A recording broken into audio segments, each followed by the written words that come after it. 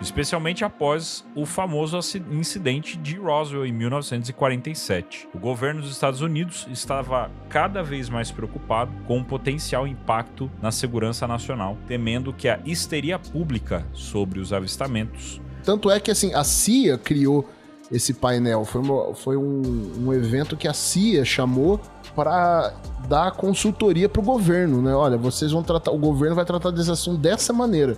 Então eles criaram meio que um protocolo para o governo seguir a respeito disso, e uma coisa que seria implementada independente do presidente de ocasião. E essa campanha usaria diversas mídias para ridicularizar esse assunto e, por extensão, as pessoas associadas a eles, sejam investigadores, né, os ufólogos, sejam testemunhas. Foram fotografados vários objetos. A ONU nunca ofereceu um avião. Ela teve um contato imediato de terceiro grau. Muito grande, parecia um sol. Ele está perseguindo o drone, ela está indo atrás. A aeronáutica não divulga os resultados de suas investigações sobre objetos aéreos não identificados. Ela pegou e bateu assim no meu ombro, embaú, e seguiu o caminho. Contato.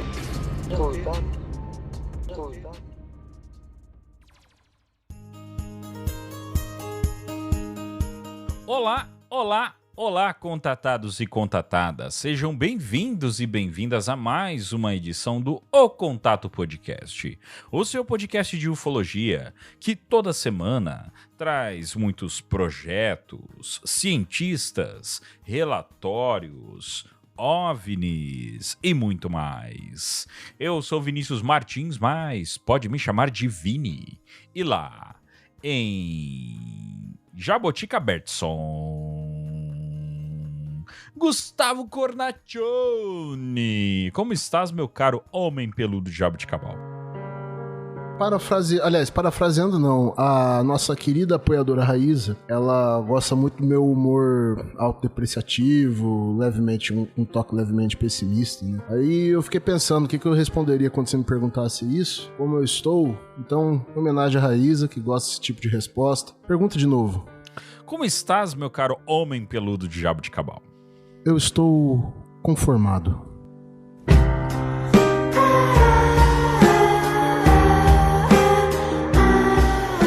Muito bom. Muito bom. E lá, em Taubapenel. Ô, louco, achei que era outra coisa que vi.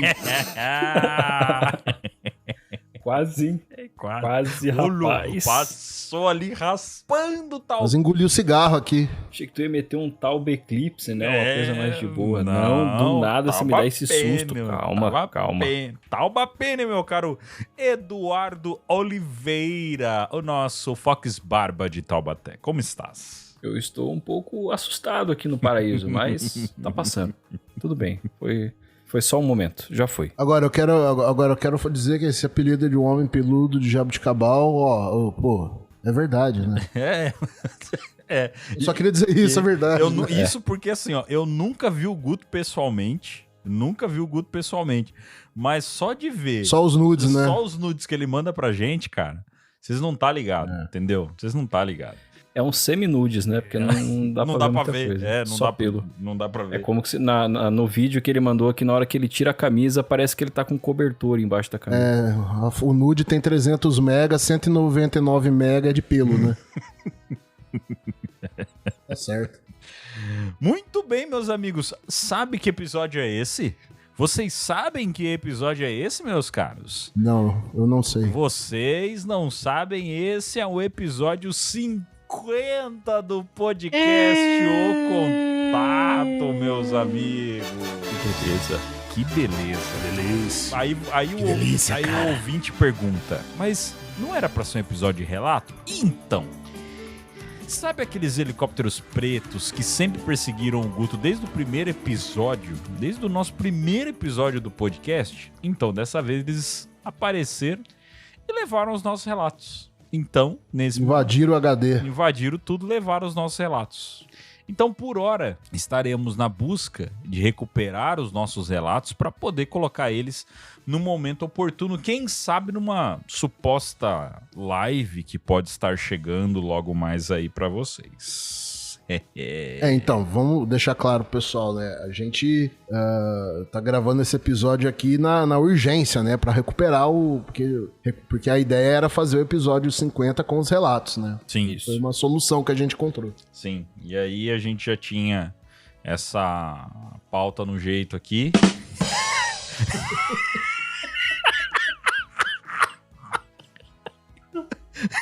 A gente tinha essa pauta na mão. Ô, desgrama, cara. Ai, cara. A gente já tinha esse roteiro. Isso, a gente já tinha esse roteiro no jeito. Hoje vai ser difícil, cara. Puta E aí a gente já aproveitou pra fazer meio que na urgência aqui com vocês.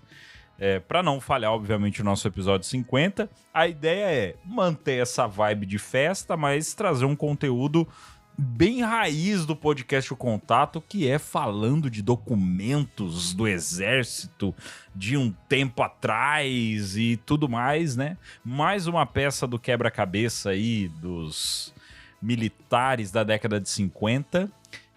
Então, esperamos que vocês gostem. A única coisa, agora falando sério, tá, gente? Sem zoeira. Os relatos a gente tivemos um problema e nós vamos fazer o episódio de relatos. Talvez nós vamos fazer ele de forma especial, que é na nossa live que a gente tá pensando em fazer no nosso aniversário de podcast, que é daqui a alguns dias. Então pode ser que os relatos não virem um episódio e sim entrem na live. Porque relato é uma coisa que dá pra gente fazer um papo mais aberto, né? E aí dá pra interagir também com os ouvintes, dá pra fazer um negócio bem legal. Então a gente pensou nisso, né? Em vez de colocar como episódio, colocar ele como uma live comemorativa, tal, e fazer um negócio mais interativo. Beleza? Então, pra quem tava na expectativa do episódio de relatos, pedimos desculpas, mas não vamos falhar com vocês. Tá certo? Meu caro Eduardo Oliveira, como está indo a nossa enquete, a nossa pesquisa do nosso saque, né?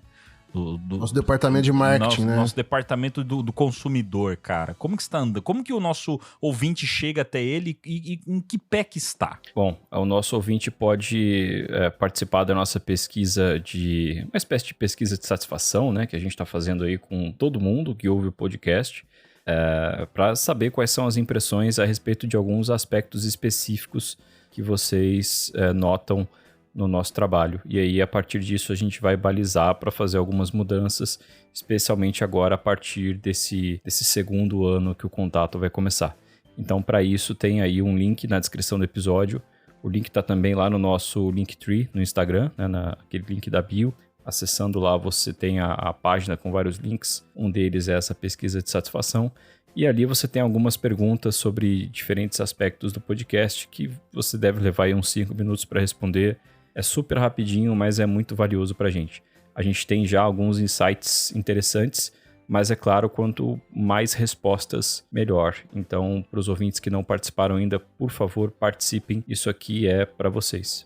Muito bem, muito bem. Então a gente pede encarecidamente para vocês, vai lá, né? Gasta ali 5 minutinhos. É um feedback que serve para a gente melhorar o nosso trabalho de acordo com, né, o perfil do nosso ouvinte, né? Obviamente. A gente vai trabalhando o podcast de acordo com o perfil de quem nos ouve, para a gente também chamar cada vez mais ouvintes com o mesmo perfil, né? Com um perfil ali semelhante, obviamente, porque é assim que funciona, né? Assim que acaba funcionando. Então, a gente pede encarecidamente para vocês ir lá e compartilha. Às vezes você sabe alguém que ouve também e a pessoa não tá por dentro, compartilha para ela. Fala, preenche isso aqui para nós também, cara. Tá? Dá uma ajuda para nós aí que é de grande valia. Meu caro Gustavo Cornaccioni, uma perguntinha antes da gente começar. Como é que foi essa experiência sua, cara, nas eleições? Acabou finalmente, hein, meu querido? Sobreviveu a essa turbulência de eleições nesse ano de 2024? Então, deixa primeiramente eu explicar para os nossos caros ouvintes, né? Porque a gente tá falando aí, fica circulando, o Guto tá envolvido com a eleição, o que eu tô fazendo? Não sou candidato a vereador. Não sou. Não sou ainda, mas eu trabalhei nessas eleições como marqueteiro, né? Fiz marketing de um candidato a prefeito, 5 candidatos a vereador. E, cara, te dizer, velho, é muito legal. Eu achei muito interessante, é muito legal, sabe? É muito dinâmico, todo dia tem coisa pra fazer, trabalho de mídia, evento pra cobrir, então é bem interessante e você acaba conhecendo muita gente, fazendo muito contato, conhece bastante gente da cidade e tudo mais, então foi muito cansativo mesmo, ainda mais agora que tá chegando no fim, mas foi bem legal. Muito bem, o episódio está sendo gravado, né, chegando ali um pouquinho antes da eleição, mas no lançamento do episódio, as eleições já vão ter sido finalizadas, isso se não rolar um segundo turno, mas cidade do interior geralmente não rola. O Jabuticabal tem meio turno, se bobear. Tem meio turno. É só de manhã. É bem isso mesmo. Então, já votou todo mundo, já pode começar a contar. Os mesários não tem mesa. De tão rápido que é, né? Chegou, vamos, bora. A eleição aqui, eu falei, vamos lá, quem que você vai votar? Beleza, pronto, assim. Acabou. Então, gente, tá aí. Temos o Guto de volta com a gente aí, a todo gás. E também é outro fator, inclusive nessa questão da pesquisa que a gente tá fazendo. O Guto agora de volta com a gente, pra gente poder dar um gás, né, nos projetos nossos com o podcast. Inclusive até algumas dessas habilidades que o Guto adquiriu nesse tempo aí de marketing digital, né, para campanha política, provavelmente vocês vão ver consequência disso no nosso Instagram, no nosso YouTube e tudo mais. Beleza? Chega de papo, senhores, vamos ao nosso episódio sobre Robertson Panel. Pô, mas aí vocês me quebram também, cara, olha o nome dessa bagaça. Panel. Ou então fala painel, Robertson. Painel do Boa. Robert. Painel, Robertson. E eu não vou nem cortar isso aqui. Eu tô deixando pros ouvintes verem como que é difícil a nossa gravação. Meu Deus. E pra vocês verem que o Robertson Panel, eu achei que era uma pessoa. No primeiro momento. Eu achei que era uma pessoa. Depois que eu li a pauta, eu falei, não é um painel. A pessoa chega preparada pro podcast, é outra coisa.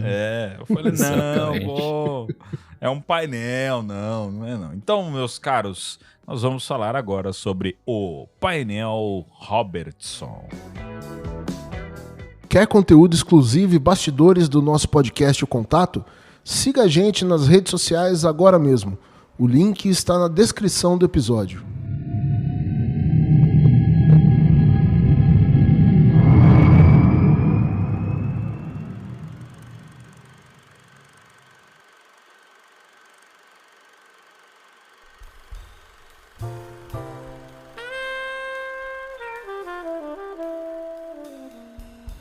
Bom, pessoal, por que a gente trouxe esse tema do painel Robertson, né? Se você já acompanha o nosso podcast, você vê que desde o começo a gente tenta trazer alguns temas que são um pouco mais detalhados, seja um memorando, um documento, às vezes um livro, uma teoria de alguém, tanto de questões mais recentes quanto de questões um pouco mais antigas. Recentemente a gente fez um episódio muito legal sobre o Seoane, que era algo que era sempre comentado, né? Sempre se citava o Seoane nos podcasts, no YouTube, os ufólogos, mas a gente sentia falta de ter um episódio, uma coisa feita especificamente para contar a história do Seoane. Então, com isso em mente, né? A gente traz esse episódio sobre o painel Robertson, né? E o que é, antes de tudo, né? O que é um painel? Um painel geralmente é um encontro de especialistas para debater um tema específico, né? Então isso pode ser organizado por universidades, por ONGs. Você vai de repente mas não tem que ser especialistas acadêmicos formados em universidade. Especialistas numa área. Você vai na CCXP, vai ter o painel da Marvel, da DC. E o que foi exatamente o Robertson Panel, né? O painel Robertson? Ele foi um comitê consultivo de especialistas que foi convocado pela CIA, ou seja, esse foi um painel organizado pela própria CIA, e ele se reuniu em janeiro de 1953 para avaliar os casos de avistamentos de objetos voadores não identificados nos Estados Unidos, né? Ele tem esse nome em homenagem ao físico H.P. Robertson. Será que ele é parente do H.P. Lovecraft? Fica o questionamento. Acho que não, né? Fica aí. Mas fica aí, não sei. E o H.P. Robertson, ele liderou o painel, né? Ele que comandou os estudos, os debates ali. E o objetivo era examinar as evidências disponíveis sobre OVNIs e fornecer recomendações para o governo dos Estados Unidos sobre como lidar com o fenômeno, né? Então, esse painel, então, ele foi em janeiro de 53, ali mais ou menos no meio pro fim de 52 teve aquele caso em Washington, né? Onde vários OVNIs teriam sido avistados sobre a Casa Branca e caças foram acionados para ir atrás deles. 47 Roswell e tudo mais, então você já tinha ali Kenneth Anderson, Kenneth Anderson era o nome do cara? Kenneth Arnolds. Isso. Ali também um pouquinho antes de Roswell, né, em 47 também. Então já estava vindo esse tema numa crescente, né? Eu lembro que quando a gente gravou o episódio sobre cinema e ufologia, né, a gente falava muito que, olha, até o caso Roswell, os filmes que iam falar de extraterrestres eram de um jeito. Os extraterrestres geralmente éramos nós, né? Nós nos filmes que íamos para outros planetas, outros para a Lua, para Marte. Depois de Roswell mudou, né? Porque aí nos filmes passaram a ser os alienígenas vindo visitar a Terra, né? Começaram os filmes de invasão, também muito pela paranoia da Guerra Fria e tudo mais. Então, se você tem aí de 47 para 53, tem aí 6 anos, né? Era tudo muito, muito, muito recente. Se hoje... Isso tem o lado, teoricamente, o lado bom e o lado ruim, né? O lado bom é que, assim, toda aquela estratégia de desinformação, de táticas na mídia, ou de usar a mídia para desacreditar o fenômeno, ainda não tinham sido implementadas, né? E esse painel, ele iria sugerir várias coisas, várias dessas coisas a partir dele. Por outro lado, se a gente sabe relativamente pouca coisa hoje em dia, né? Imagine nessa época, quando o fenômeno tinha... A ufologia moderna, digamos assim, né? Como se convencionou dizer, tinha apenas 6 anos. Sim. É até interessante a gente colocar que, contextualizando na questão de tempo, né? Esse painel ele acontece pouco antes da gente começar a ter ali já projeto Blue Book e tudo mais, mas, por exemplo, aquele memorando que a gente leu... Sim. Agora eu não vou me lembrar é 1675, 1657, né? O número do memorando, não vou me recordar. Mas a gente tem que ver na lista de episódios aí. Enfim, mas para quem... foi um episódio que a gente fez com o Carlos Roberto Machado e tal, que a gente leu esse memorando. É um memorando que ele aparece nessa mesma época. 6751. 67, eu só acertei, errei a ordem dos números. Mas enfim, esse memorando aconteceu nessa mesma época, né? Tá ali nesse mesmo período.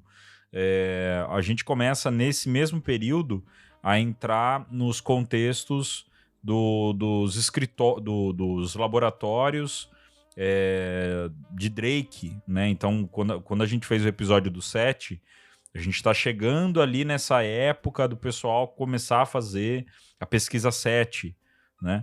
Então, para a gente poder contextualizar quando foi que aconteceu esse painel, para você poder entender no meio da história, né, de tudo que a gente já falou aqui no podcast, é até legal que é um episódio 50, de vários episódios que a gente já fez, esse episódio ele encaixa ali no meio de algum deles.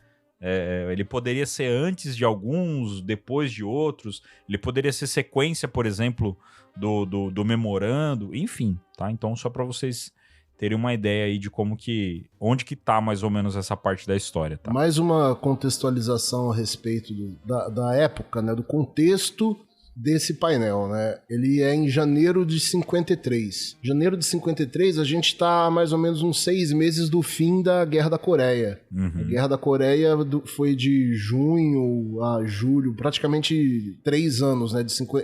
Junho de 50 a julho de 53. E foi a primeira guerra da Guerra Fria, né? Então a Segunda Guerra Mundial acabou em 45. 5 anos depois, já tem a primeira guerra, o primeiro conflito entre o bloco americano e o bloco soviético na Coreia. Então, já existia toda essa tensão. E se você vai ver os aviões que eram utilizados já na Guerra da Coreia, 5 anos depois apenas 5 anos depois da Segunda Guerra Mundial, já tinha alguns caças a jato, né? Acho que os primeiros começaram a ser utilizados ali, né? Então, um espaço de tempo relativamente curto, simplesmente 5 anos, né? Bem no meio disso, entre o fim da Segunda Guerra, 45, e o início da Guerra da Coreia, 50, tem o caso Roswell, 47, e a gente sai também de aviões ali, aqueles caças a hélice lá, na Segunda Guerra, para os primeiros jatos, né? Então, se você tá num contexto de Guerra Fria, temendo o seu inimigo lá do outro lado, que você sabe que descobriu a bomba atômica também, por vazamento que teve de dentro do seu projeto, no caso o Projeto Manhattan. Aí, de repente, você vê um bando de luzes no céu. Eu creio que esse painel, ele... a própria CIA, né? Foi a CIA que convocou o painel. Então, a preocupação não era apenas por questões ufológicas. Na verdade, eu acho que essa aí era a menor das preocupações deles. Eu acredito, aí é opinião minha, né, que eles estavam mais preocupados das possibilidades daquilo lá ser alguma arma soviética nesse contexto da Guerra Fria. Né? Só para ajudar a contextualizar, o Guto falou sobre os avanços da aviação na época. O primeiro caça a jato, né? Aliás, o primeiro avião, justamente foi um avião de caça. Já foi utilizado ainda no fim da Segunda Guerra, já não tinha? Foi o Messerschmitt 262, ele tinha 2 motores a jato. A fuselagem dele foi inspirada na forma de um tubarão para ser mais aerodinâmico e tal. Mas é claro que nos anos seguintes esse desenvolvimento foi maior e outros modelos também foram utilizados. O avião a jato foi inventado, o motor a jato, né, o motor a reação, ele foi inventado pelos nazistas, né, também foi inventado pelos ingleses de forma independente, mas os nazistas agilizaram muito mais esse processo e chegaram realmente a aplicar isso. O Wernher von Braun fazia parte dessa pesquisa, não fazia? Eu não sei se da pesquisa do avião a jato em si, mas ele desenvolveu foguetes que foram usados em aviões também. Existiam aviões que eram lançados por foguetes. O Wernher von Braun, que era cientista, era do corpo de cientistas nazistas, né? E que depois, na Operação Paperclip, foi para os Estados Unidos, virou simplesmente o cabeça da NASA, né? O cabeça da NASA e o garoto propaganda do programa espacial, né? Aí o cara, ele era... E fez filme na Disney. Fez filme com o Walt Disney, exatamente. O cara era major da... A gente citou, né? A gente citou no episódio da Lua, a gente citou... No episódio dos astrônomos, né? A gente citou o filme do Wernher von Braun. O cara era major da SS, passou pro lado americano, virou um super cientista, praticamente um anjo ali que veio ajudar os Estados Unidos, enfim. Inclusive ele morava acho que a 600 ou 800 metros de um campo de concentração que era o campo de concentração onde ficavam os escravos que construíam os mísseis lá que ele projetava, enfim. O primeiro foguete lançado, o primeiro foguete a alcançar o espaço que foi lançado nos Estados Unidos foi uma versão modificada do míssil V2 que ele projetou, mas, bom, seguindo aqui, só para contextualizar, cientificamente no campo da busca por vida fora da Terra, a gente teve, então, o início da fundamentação teórica da busca por sinais de rádio, né? A primeira busca por sinais de rádio aconteceria em 1960, mas os trabalhos que levariam a isso já começavam a ser publicados. Inclusive o próprio Tesla, décadas antes, já tinha falado sobre isso na virada do século. E a gente teve também trabalhos ainda mais teóricos. Por exemplo, o trabalho do Freeman Dyson, né, das esferas de Dyson e tal. O trabalho do Kardashev, por exemplo. Tudo isso aí foi especialmente nos anos 50 e um pouco nos anos 60 também. Mas então é um momento em que essas ideias começam a aparecer, nessa daí. E de certa forma também impulsionado por esse movimento de cultura popular mesmo, de ter muita gente falando sobre possíveis visitantes alienígenas e tal. Então o assunto ele pega, né? O paradoxo de Fermi também surgiu nessa época. O paradoxo de Fermi foi em 1950, se não me engano. Foi nessa época também. Contextualizando ainda, então nós temos aí durante o final dos anos de 1940 e início dos anos de 1950, os avistamentos de OVNIs se tornaram mais frequentes e atraíram uma atenção considerável do público, especialmente após o famoso incidente de Roswell em 1947. O governo dos Estados Unidos estava cada vez mais preocupado com o potencial impacto na segurança nacional, temendo que a histeria pública sobre os avistamentos pudesse ser explorada por inimigos estrangeiros durante a Guerra Fria, como disse o Guto, né? A gente já estava no meio da Guerra Fria, rolando, já tinha conflitos acontecendo em meio à Guerra Fria, e aí a gente começa a ter aquele temor de que possíveis inimigos poderiam estar utilizando tecnologia de fora do mundo, tecnologia totalmente desconhecida, né? Ou não necessariamente tecnologia de engenharia reversa de nave alienígena, mas uma tecnologia secreta que os caras desenvolveram lá, né? Tem um livro muito legal de uma escritora americana chamada Annie Jacobsen. Ela escreveu sobre o Pentágono, ela escreve bastante sobre questões militares, né? Ela já escreveu sobre o Pentágono, sobre a Operação Paperclip e também sobre a Área 51 e guerra nuclear. E nesse livro dela, Nuclear War, a Scenario, né? Guerra Nuclear, um cenário, ela descreve quantas vezes durante a Guerra Fria nós estivemos próximos de ter uma outra detonação, um outro ataque nuclear. E que a gente às vezes pensa muito na questão da crise dos mísseis de Cuba, né? Mas lá no início dos anos 60, mas que outras vezes estivemos muito próximos disso. Então ela entrevista muitos militares de alto escalão do Pentágono, lá do período da Guerra Fria, e que falaram, olha, para que alguma coisa acontecesse, bastava uma ligação que a pessoa do outro lado não entendeu bem a mensagem. E ela cita que houve um momento em que nesse livro dela, né, A Guerra Nuclear, houve um momento em que uma mensagem mal enviada, digamos assim, uma confusão chegou num submarino nuclear soviético, dando ordem para um ataque, para lançar um míssil nuclear. E aquele míssil só não foi lançado porque o capitão daquele submarino hesitou. Ele desconfiou que não é verdade isso, não pode ser. Não tô sabendo de nada, vem assim do nada essa informação. Aí ele hesitou, esperou um pouco e aí veio uma confirmação para ele de que, olha, isso foi um erro, não faça nada, pelo amor de Deus. Então, se a gente desde que as bombas atômicas, a humanidade vive com uma arma apontada contra a própria cabeça, né? Você que é o chefe do alto escalão das Forças Armadas das grandes potências nucleares, qualquer mal entendido pode ser muito perigoso, né? Então, de repente, você ter esses tipos de avistamento sobre a sua cabeça, a cabeça da população, além de já haver um certo pânico, a histeria coletiva que já havia de medo da guerra nuclear naquela época, tem vídeos no YouTube, vídeos feitos pelo governo americano lá nos anos 50, ensinando as crianças na escola como elas deveriam se proteger, se portar no caso de um ataque nuclear, caso elas estivessem dentro da sala de aula, né? Então você vê as criancinhas agachando debaixo da mesa, colocando as mãos sobre a cabeça, né? Para você ter uma ideia, se eles passavam vídeos de treinamento para as crianças na escola, de repente essas coisas aparecem no céu, era motivo para se preocuparem também com a questão nuclear.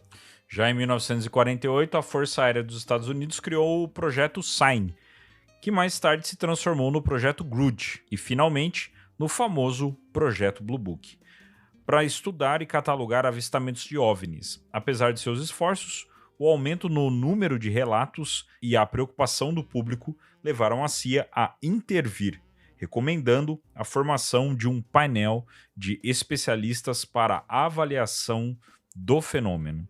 Para quem ouve a gente há mais tempo, está mais familiarizado com esses nomes, né? Projeto Sign, Projeto Grudge e o próprio Projeto Blue Book, que é algo que a gente vem até citando, que é necessário que em algum momento a gente acabe fazendo um episódio sobre o Projeto Blue Book, justamente porque ele é talvez o principal projeto dos Estados Unidos já feito para a questão Público, de né? investigação. Público, que a gente ficou sabendo, né? Que o público ficou sabendo, para a investigação do fenômeno ufológico. Então é necessário que a gente faça um episódio para falar sobre isso.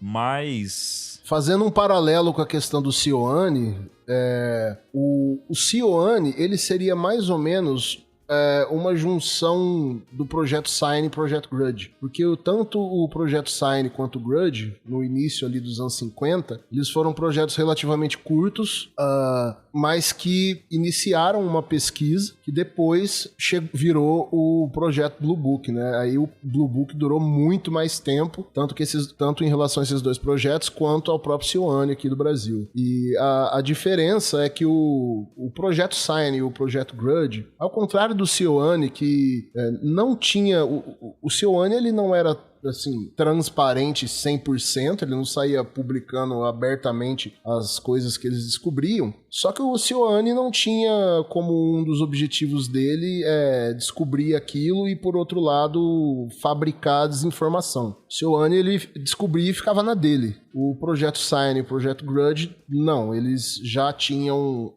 no escopo de trabalho deles desmistificar o fenômeno, né? Então, o que o Projeto Blue Book viria a ser, né, que estudava e apresentava as explicações mais mundanas e mais banais, elas começaram ali com o Projeto Sign e o Projeto Grudge. E eu acho que a gente pode citar rapidinho o J. Allen Hynek aí como o garoto propaganda do Projeto Blue Book. Ele entrou ainda no Projeto Sign, passou pelas 3 iterações aí dos projetos de investigação e ele ficou famoso porque era o consultor de OVNIs da Força Aérea, né? Ele era um astrônomo, já tinha certo renome, ele já tinha trabalhado em projetos para a Marinha dos Estados Unidos. Por exemplo, ele ajudou a desenvolver o fusível de proximidade de rádio. O que é isso? É um dispositivo que permite que a carga de um foguete ou de um míssil seja disparado quando ela se aproxima do rádio do avião inimigo. E aí ela explode perto do avião e aqueles estilhaços, né, criam uma área de destruição maior e, portanto, tem uma chance maior de derrubar a aeronave inimiga. Ele foi uma das coisas que ele ajudou a desenvolver. Desenvolveu uma câmera para tentar rastrear satélites que a União Soviética poderia ter lançado, isso antes do Sputnik, enfim. E aí ele tinha já certo Ele era astrônomo, né? Ele era astrônomo e ele tinha certo entrosamento com alguns militares por conta desses trabalhos da época da guerra.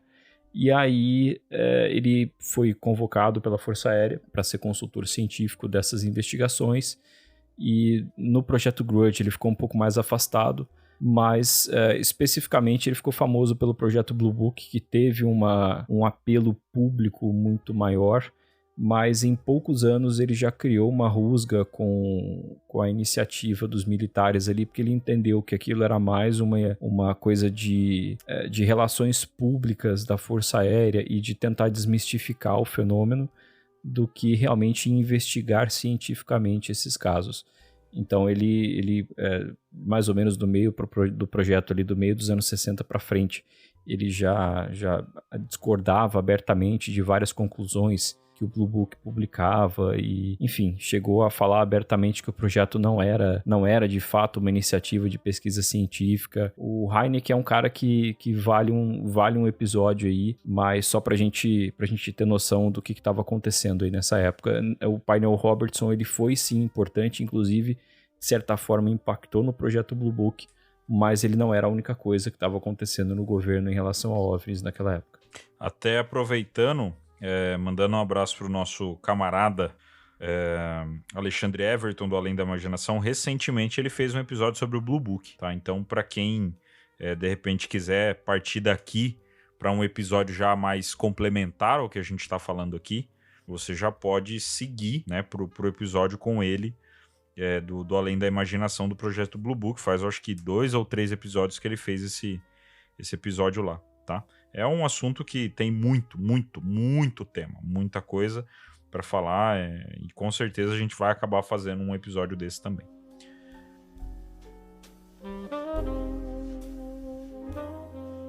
Gostou do conteúdo? Se estiver ouvindo pelo YouTube, não se esqueça de curtir, comentar e compartilhar com amigos. Nas plataformas de áudio, deixe sua avaliação e siga o contato para não perder os próximos episódios.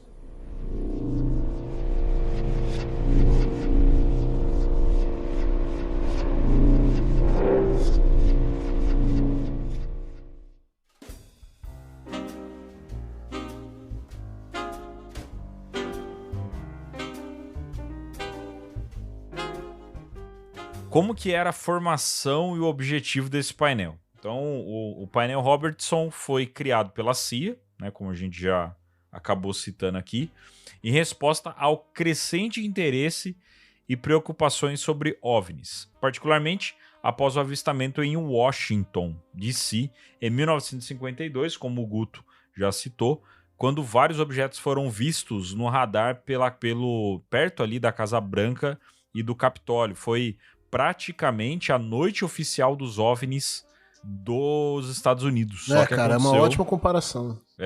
Só que aconteceu na década de 50, né? Então foi praticamente a mesma coisa. Subiu caça, os negócios zoando os caças, foi a mesma coisa. E tinha tido aquele evento lá em Los Angeles, né? Que ficou conhecido com a Batalha de Los Angeles, né? Isso. Só que aquele lá já é mais, assim, é mais questionável, né? Esse aí de Washington, a questão foi um pouco mais séria mesmo. Aquele lá de Los Angeles dizem que podem ter sido outras questões e tal, já é um pouco mais questionável. Mas o de Washington teve radar avistando as coisas também, os pilotos dos caças e tudo mais. Sabe onde que você pode descobrir mais a respeito da Batalha de Los Angeles? Onde? No primeiro episódio do Podcastismo, caro Guto. Olha aí. Tá tudo lá. Olha, você, caro ouvinte, você lembra? Às vezes é sempre bom lembrar você que, além do podcast de contato, você tem o podcast X para acompanhar, tá bom? Então vai lá, dá uma seguida lá, porque o Eduardo tem alguns casos interessantes para você poder aprender um pouquinho mais sobre alguns dos mais emblemáticos, inclusive esse da Batalha de Los Angeles. Eu conheci melhor ouvindo o episódio dele lá, então recomendamos. Só dando andamento, os membros desse painel incluíam cientistas de várias disciplinas. É sempre bom a gente lembrar que quando a gente está tratando da década de 50, é muito difícil, quase que impossível, ter ufólogo nessas conversas. Por quê? Teoricamente não existia. Ainda. Não existia ufólogo nessa época. O ufólogo começa a vir depois do começo ali da década de 60, que aí os fenômenos começam a ficar algo muito, muito exacerbado, né? E aí começa a surgir a galera civil que se interessa por aquilo, alguns militares, alguns cientistas também, que começam a se interessar um pouco mais por aquilo e focam totalmente naquilo. Mas até chegar nessa época, não tem ufólogo. Então, nesses eventos, para falar sobre o fenômeno, para tentar entender o que estava acontecendo, principalmente na década de 50, que a gente está tendo ali caças militares sendo perseguidos por luzes que ninguém sabia o que era, vão ser chamados cientistas, somente cientistas. Então, para vocês terem uma ideia, o Dr. H.P. Robertson, que era físico e presidente do painel, né? Então por isso o nome painel Robertson. O Luiz Álvares, que era físico especialista em radar, recebeu o prêmio Nobel em 68 pelo seu trabalho em física de partículas. O Eduardo eu acredito que pode falar um pouco mais sobre ele depois. O Samuel A. Goldschmidt, que era físico nuclear. Lloyd Berkner, que era geofísico e engenheiro. Thornton Page, que era astrofísico especialista em radar e vice-diretor do gabinete de pesquisa de Johns Hopkins. E, por fim, Frederick Duran, no caso, que era oficial da CIA, especialista em mísseis e secretário do painel. Então, esses especialistas foram encarregados de revisar os dados e evidências coletados até aquele momento, incluindo os relatórios do projeto Blue Book e avistamentos de radar. Então, esse painel que foi criado tinha uma galera ali bem capacitada para fazer isso aí, né? Só que aí entra um ponto que tem me gerado uma dúvida. Esse painel ele é da década de 50. Sim. O projeto Blue Book, a gente vê ele mais na década de 60, ali partindo para 70, ou estou errado? O projeto Blue Book, ele começou em 52. Então já tinha um ano já. Legal. Já tava rolando. O projeto Blue Book, ele começou em 52 e ele foi até 69. Sabe? Então ele durou 17 anos, teve bastante tempo. Só que aí, quando foi realizado esse painel, o Blue Book tinha um aninho de vida. E aí já estavam chamando essa galera para fazer análise. O Blue Book, assim, pelo que se sabe, né, diz que ele investigou até 12 mil casos durante esses 17 anos aí. No primeiro ano, provavelmente já tinha bastante caso para eles estudarem.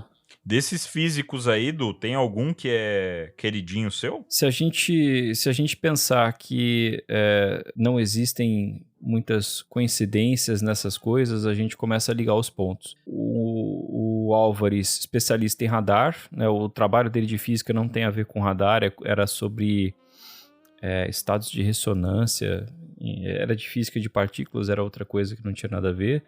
Samuel Goldsmith, físico nuclear, lembra daquele papo de que a tecnologia mais avançada que existia na época, no final dos anos 40, né, na época que Roswell aconteceu, era tecnologia nuclear, portanto, não foi a Força Aérea que realmente ficou encarregada de tentar descobrir como que aquilo funcionava, e sim o pessoal do laboratório de Los Alamos, e eles aproveitaram a estrutura do Projeto Manhattan. Sim. Então, temos aqui um físico nuclear. Sim. Né? Ele era do Laboratório Nacional Brookhaven, que fica, acho que em Nova York, né? Brookhaven, né? No estado de Nova York.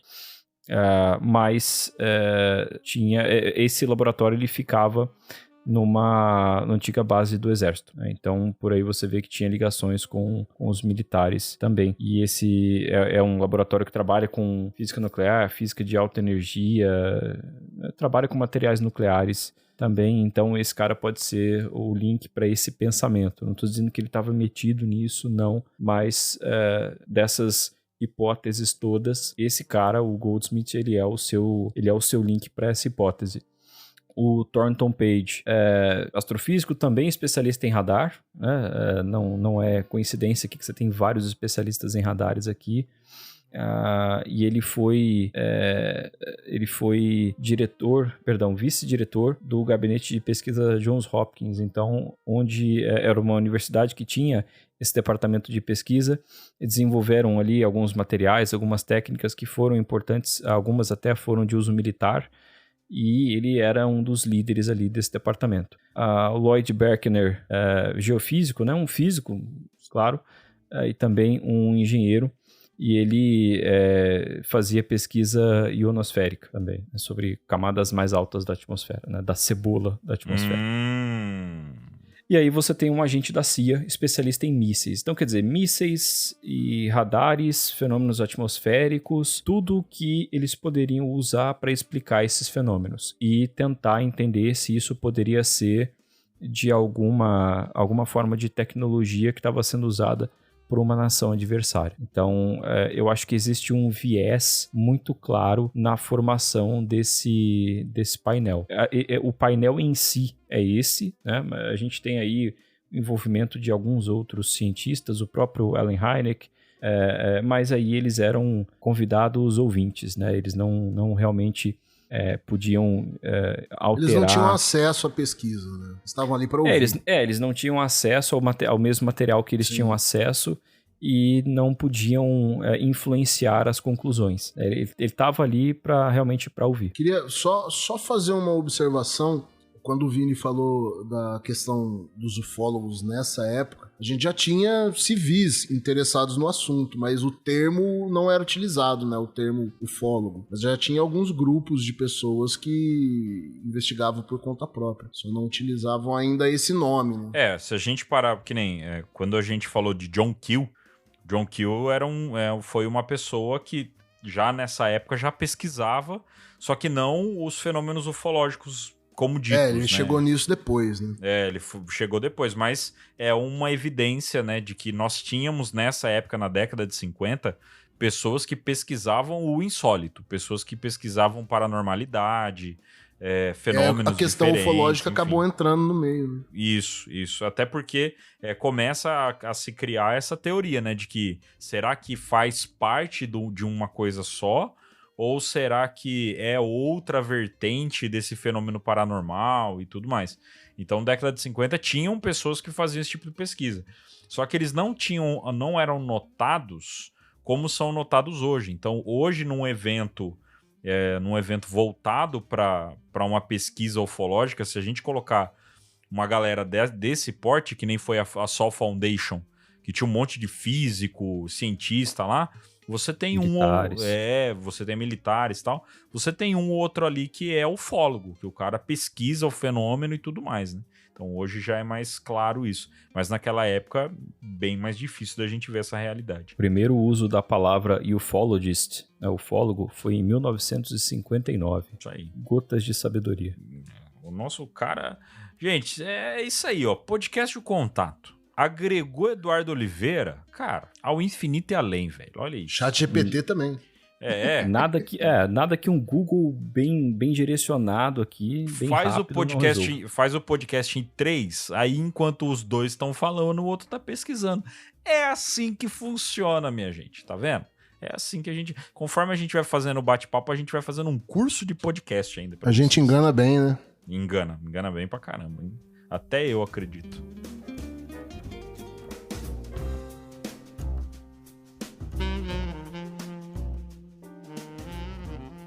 Faça parte da nossa comunidade de apoiadores no apoia.se/ocontatopodcast e ajude nosso projeto a crescer ainda mais. Contribua e tenha acesso às recompensas exclusivas, além de um super grupo de apoiadores.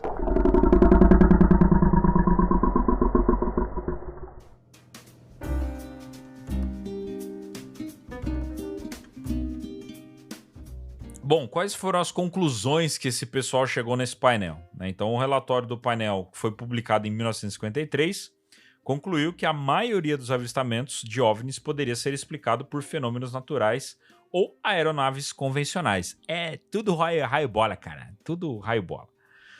Isso pode ser mil coisas, cara. Pode ser mil coisas, cara. Isso aí é complicado, cara. Eles determinaram que não havia nenhuma evidência de que os avistamentos representassem uma ameaça à segurança nacional. Uma das preocupações centrais do painel era que a ampla cobertura da mídia sobre os OVNIs poderia ser usada pela União Soviética para sobrecarregar os sistemas de defesa aéreo dos Estados Unidos ou criar pânico. O negócio começou a ficar estranho, né? Então, porque você imagina, né?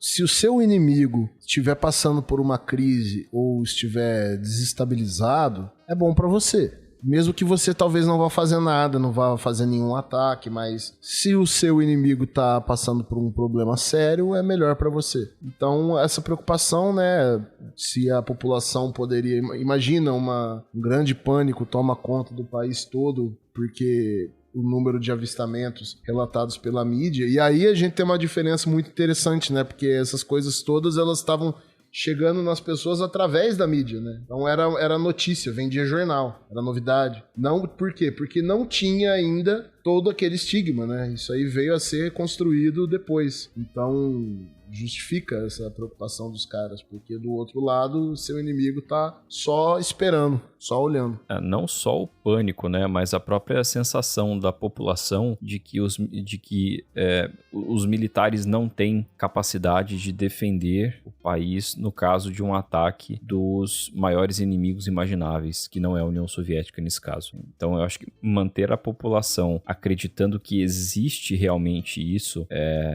e aí é uma força que, caso realmente se voltasse contra a Terra ou só contra os Estados Unidos, como a gente geralmente vê em filme, eles não iam conseguir deter, né? Então, para o seu adversário, a moral baixa da população é uma vantagem para você. Quando o seu adversário tem uma moral baixa, tanto entre os próprios militares, especialmente, mas os tomadores de decisão, os estrategistas, etc. E, claro, a população que não vai ter confiança no que poderia acontecer. Caso acontecesse um confronto direto entre Estados Unidos e União Soviética na Guerra Fria, o que nunca de fato aconteceu, né? A gente teve várias guerras por procuração, a Guerra da Coreia foi a primeira. Mas caso acontecesse isso, se a gente pensar no que a Rússia está fazendo hoje na Ucrânia, já foram, acho que, 3 grandes convocações de reservistas, tanto que numa delas, mais de 300 mil russos fugiram do país, ou tentaram fugir do país para não serem convocados. Então, caso a moral da população seja muito baixa em relação a esse confronto, você sabe que eles também vão tentar fugir e o seu adversário vai ter muita dificuldade em encontrar soldados. Então isso também é muito útil no caso de um confronto. Mas um outro pensamento que surge, eu até queria perguntar a opinião de vocês, valeria a pena se você fosse um dos estrategistas militares dos Estados Unidos e você tem um grande rival que está em mais ou menos pé de igualdade com você ali, que é a União Soviética. Valeria a pena você construir no imaginário popular a ideia de que, olha, essas coisas que estão aparecendo aqui não são discos voadores, não são os soviéticos, são discos voadores. Porque, assim, se eles falam que, olha, isso que está aparecendo aqui na nossa cabeça são armas soviéticas, eu acho que isso causaria mais pânico naquelas pessoas do que falar que é disco voador. Ou, no mínimo, deixar no ar, sabe? Essa coisa de que não é, mas a explicação que eu te dou não é tão convincente assim, então mantém esse mistério pra manter a população intrigada, mas não assustada, entende? Não seria interessante, talvez? Eu acho que é interessante também, até porque esses fenômenos anômalos, eles poderiam ser explicados, na realidade, pela minha própria tecnologia. Eu não quero que ninguém saiba que eu tenho isso ainda, então, enquanto vocês acreditarem que são armas soviéticas ou extraterrestres, sei lá, ok, as pessoas vão continuar longe da verdade. Isso foi útil, por exemplo, na época do final da Guerra Fria, na Área 51, quando se desenvolveram algumas aeronaves lá, por exemplo, o F-117A, que é invisível ao radar, e algumas vezes em que esse avião sobrevoou a região da Área 51, algumas pessoas viram um objeto estranho em forma de pirâmide ou de diamante ou alguma coisa parecida assim. As pessoas tinham certeza que aquilo não era um avião, porque um avião não tem formas como aquela, mas esse tem. Então, foi muito útil para o desenvolvimento dessa aeronave que as pessoas achassem que estavam vendo outra coisa que não era de fato essa aeronave. Então, eu acho que ainda mais em cima da Área 51. Ainda mais em cima de um lugar que já tinha uma mística, né? O próprio Bob Lazar levava amigos dele para ver as luzes se movendo lá em cima do deserto lá algumas vezes. Levava no carro a jato dele, né? Levavam no carro a jato e filmavam com a câmera a jato dele. Enfim. Mas eu acho que você tem um pouco de cada coisa aí. E, de certa forma, pode ser mesmo um pouco de cada coisa. Porque, de fato, existem tecnologias de ponta que são desenvolvidas, e isso desde o final dos anos 40 ou desde a Segunda Guerra. Existem tecnologias que vão sendo desenvolvidas e elas não são tornadas públicas. São tecnologias militares. Então, quando você vê isso no ar ou no mar, ou o que quer que seja, e você não é capaz de identificar aquilo é bom, porque permanece um segredo. É interessante mesmo. Se a gente parar pra pensar dessa maneira aí, na hora que o Guto fez a pergunta, eu pensei, mas aí é sacanagem, né? Você usar desse argumento com a sociedade e tal, eu acho que é pior você colocar o desconhecido na frente.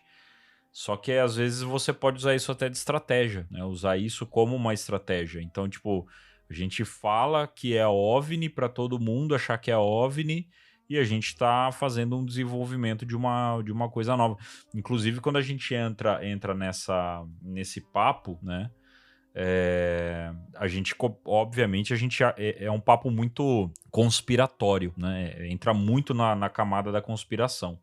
Por quê? A gente poderia entrar no papo de que todo esse assunto sobre ufologia é uma grande manipulação da mídia americana para que todo mundo acredite que qualquer coisa estranha que a gente vê no céu é extraterrestre ou qualquer coisa insólita, mas que na verdade é tecnologia que eles estão testando e inventando para ser utilizada no momento oportuno, né? Acho que uma coisa acaba não excluindo a outra, né, cara? Porque esses fenômenos, eles podem acontecer, a gente sabe que acontece e tudo mais. A gente tem o Rony indo lá no Acre e trazendo informação pra gente agora, né? Sim. Mas, ao mesmo tempo, nada impede também, seria muito interessante já pra esses caras que estão nessas posições aí de poder nas Forças Armadas lá e desenvolvimento de armas, aproveitar que, olha, já que o povo, qualquer coisa que eles não entendem, que eles veem no céu, eles acham que é OVNI, vamos aproveitar disso, né? Até puxando, já dando andamento na pauta. Por que os caras andam com o TR-3B por aí, supostamente, né? Puxando disso que a gente tá falando, uma das coisas que o painel acabou recomendando algumas ações foi campanha de desmistificação, monitoramento das comunicações e foco em fenômeno natural, que é para poder explicar o que estava acontecendo. Só que a gente sabe muito bem, então assim, na campanha de desmistificação, eles propuseram, né, que o governo iniciasse uma campanha pública de educação e desmistificação para reduzir o interesse do público e da mídia em OVNIs. E essa campanha deveria utilizar aí a mídia, incluindo televisão e filmes, para ridicularizar e desacreditar os avistamentos de OVNIs. Isso a gente consegue ver sendo estendido ao projeto Blue Book, totalmente, né? A gente consegue ver isso sendo estendido ali. O monitoramento das comunicações, que então acabou surgindo que o governo monitorasse os canais de comunicação usados por grupos de entusiastas de OVNIs. Então tá aí, existiam sim já os supostos ufólogos nessa época, né, sob a alegação de que poderiam ser explorados por agentes estrangeiros, e foco em fenômeno natural. Então o painel recomendou que os avistamentos futuros fossem analisados em foco em explicações científicas ou naturais, como ilusões de óticas, balões meteorológicos ou fenômenos atmosféricos. Num primeiro momento, parece que eles entenderam que era melhor negar tudo, vamos negar tudo, e isso é tudo fenômeno atmosférico, e vamos fazer a galera parar de falar disso. Mas, obviamente, com o tempo, isso pode ter mudado. Então, vamos talvez utilizar da mídia que a gente já conseguiu manipular para poder inserir uma informação de que é amiguinho ou de que é inimigo, pra gente poder trabalhar em cima disso aí, né? Então... Cara, uma das primeiras formas de entretenimento, de envolvimento da mídia com o tema alienígena ali nos anos 50 e 60 foi através dos desenhos animados e dos cartoons, né? E de produções voltadas para o público infantil. E isso não foi à toa, né? Porque se você está querendo ridicularizar um tipo de assunto, você tenta associar ele de todo e qualquer jeito ao público infantil. Então você coloca desenho animado, coloca criancinha, o ETzinho verdinho, um desenho para criança, aquelas coisinhas, coisa de criança, e depois coisa de maluco. No fim das contas, o painel Robertson, a impressão que eu tenho, né, a gente está aí 6 anos depois de Roswell. O projeto Blue Book já tinha 1 ano. Então o projeto Blue Book estava no início também. Eu acho que o painel Robertson serviu para, assim, a gente já coletou algumas informações aí com 3 projetos e 6 anos aí desde os principais eventos. Vamos agora criar um protocolo, né, um roteiro para... Tanto é que, assim, a CIA criou esse painel. Foi um evento que a CIA chamou para dar consultoria para o governo, né? Olha, o governo vai tratar desse assunto dessa maneira. Então eles criaram meio que um protocolo para o governo seguir a respeito disso, e uma coisa que seria implementada independente do presidente de ocasião. Quando fala governo, não está falando do presidente ou de momento, ou daquela administração, mas da estrutura governamental, que, se a gente for falar de conspiração, o tal do Deep State, né? Como que seria tratado esse assunto dentro da estrutura monolítica, burocrática do governo, né? Então, quando você vê aí campanha de desmistificação utilizando mídias e jornais, junto com isso aí, na década de 50, no início da década de 50, começou o projeto MK Ultra também. E o projeto MK Ultra, que veio a público parte do que ele era apenas só no fim dos anos 70, muita coisa dele foi queimada, destruída e não se sabe. Mas quando o MK Ultra começou, um projeto paralelo e ligado ao MK Ultra chamava Projeto Mockingbird. Mockingbird, traduzindo, quer dizer pássaro canoro. Aquele pássaro que você controla, você treina ele para cantar sob seu controle. E o que era o Projeto Mockingbird? Era um projeto da CIA que ela recrutava jornalistas, não apenas jornalistas, mas editores de jornal, donos de jornal, para publicar, usar o jornal como uma assessoria de imprensa para os interesses da CIA e, portanto, do governo, mas sem assumir isso para o público. Então eles publicavam notícias que não eram necessariamente notícias, eram coisas redigidas pela própria CIA. Então, se você vê a CIA dentro do MK Ultra já fazendo isso, e mais ou menos na mesma época já tinha o painel Robertson sugerindo isso, as coisas estão muito mais ligadas do que a gente pensa, né? Até um ponto que eu acho que a gente poderia deixar isso para um papo, né, do projeto Blue Book, mas eu acho que é pertinente para o momento. Vocês acham que eles foram muito bem sucedidos nesse... Eu me imagino a resposta, mas vocês acham que eles foram bem sucedidos nessa... Demais. Nessa empreitada aí? Demais, extremamente. A gente tem que dar o braço a torcer. Os caras mandaram muito bem. Até hoje muito a gente bem. tem reflexo disso, né, cara? Até hoje, cara. Tá começando a se quebrar a bolha muito devagarzinho. Quebrar a bolha não, né? Quebrando o tabu.